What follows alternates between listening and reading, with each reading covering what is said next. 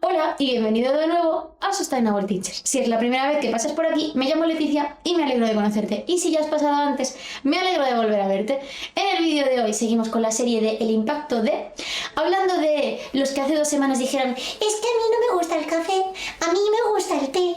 Me da igual, tienes un impacto en el medio ambiente también. No importa, acordaos que todas nuestras acciones, por desgracia, tienen un impacto medioambiental que en este canal medimos en forma de equivalentes de carbono, de dióxido de carbono, como forma de huella de carbono o huella ecológica.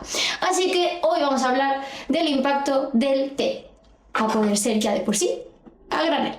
Así que si este vídeo te interesa, no lo dudes, suscríbete, dale a la campanita y si te gusta este vídeo, dale al like.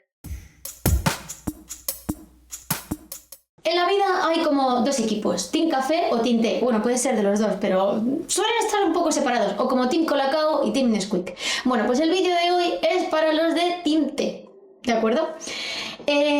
Vamos a seguir el guión parecido al que seguimos el otro día, y es que cuando por las mañanas os toméis vuestra taza de té con vuestra bolita, granel, y estéis ahí empanados en el sueño de por qué no he dormido más horas y yo porque tengo que levantarme para madrugar y trabajar como los mortales, os preguntéis encima que cuál es el impacto de estar tomando vuestro té por la mañana.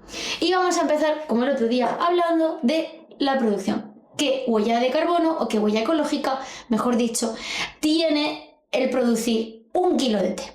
Bueno, pues afortunadamente para los del Team Té es menos que la del Team Café. De hecho es 5 veces menos, ¿de acuerdo? Producir 1 kilo de té supone 6 kilogramos de dióxido de carbono. Que sería como tener una bombilla LED encendida durante 10 días, las 24 horas del día. 10 días enteros equivale a 1 kilo de té. Es cierto que 1 kilo de té es mucho más que 1 kilo de café porque las hojas pesan menos. Y también va a depender de qué tipo de té, ¿de acuerdo? Porque tenemos té verde, té rojo, té negro, té azul y tienen distintos procesos de fermentación. Pero bueno, eso da unos datos más o menos medios. Una vez que tenemos el té producido, spoiler, el té no se produce en Europa, se produce sobre todo en Asia. Así que tenemos que traernos el té de Asia aquí. ¿Cuánto cuesta traerse, pues en el medio de transporte que sea, pongamos que normalmente va a ser avión, 1 kilogramo de té? Pues la huella ecológica de China a Europa es de 3 kilogramos de dióxido de carbono por kilo de té, lo que equivaldría a cargar el móvil unas 2.500 veces. O que si recordáis del vídeo anterior, que por cierto os lo dejaré por aquí si no lo he dejado antes, supone unos 5 minutos de secador de pelo, ¿vale? Así que más o menos estamos en las mismas cantidades. Y ahora, como siempre os digo, no hace falta que dejéis de tomar té. A mí el té me encanta, suelo tomar té todos los días después de comer en vez de café porque me regula mejor el sueño. ¿Qué puedo hacer para entonces, sabiendo que voy a seguir tomando té, hacerlo un poco más sostenible? Punto 1. Toma té a granel con la bolita que os he enseñado. No cojáis de bolsitas, porque además cada vez más estudios indican que las bolsitas tienen microplásticos, así que es doble daño. Bueno, triple, porque es al medio ambiente y a ti. Aparte, o sea, al agua por los microplásticos, al medio ambiente en general por las bolsitas y a ti por los microplásticos que te chupas.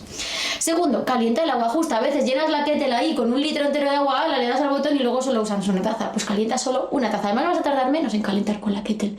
Y tercero, intenta buscar tés que sean de comercio justo y ecológicos, porque al menos los procesos para las personas y para el medio ambiente del lugar donde se producen serán más favorables. Y hasta aquí el vídeo de hoy, espero que os haya gustado y que no os sintáis culpables, pero por lo menos sí conscientes. Cualquier duda, cualquier cosa, la dejáis en los comentarios y por supuesto, nos vemos pronto.